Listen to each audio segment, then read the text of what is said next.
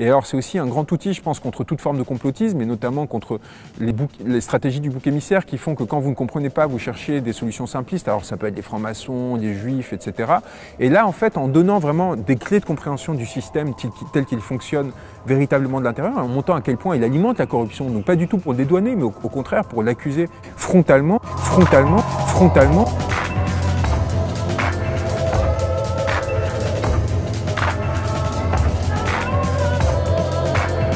Et le silence absolu qui préside à la réception de cet ouvrage, qui en effet est vraiment en tête des ventes, c'est pas une invention, hein. On est vraiment au niveau de Guillaume Musso, ce qui est quand même assez exceptionnel et rigolo. Eh bien, ce silence, il est le fruit de ce que je raconte dans cet ouvrage, tout simplement. Et c'est une magnifique mise en abîme, c'est-à-dire pas forcément un complot, pas forcément des réseaux qui s'activent pour détruire à l'avance, mais une forme de connivence qui font qu'il y a un point aveugle majeur au sein de l'espace informationnel français, c'est en effet ces liens entre puissance oligarchique, donc entre médias, fortune financière ou économique de première importance, et pouvoir politique.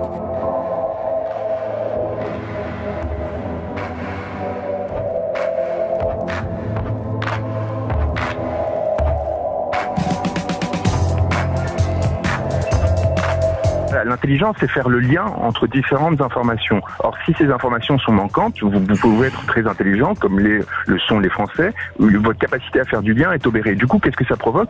Ça provoque des théories complotistes. Parce que du coup, évidemment, on se rend bien compte qu'il manque une case quelque part au raisonnement, qu'il y a quelque chose qui est trop étrange. Ouais. Et donc les gens se précipitent vers des explications délirantes qui touchent aux juifs, aux francs-maçons, etc.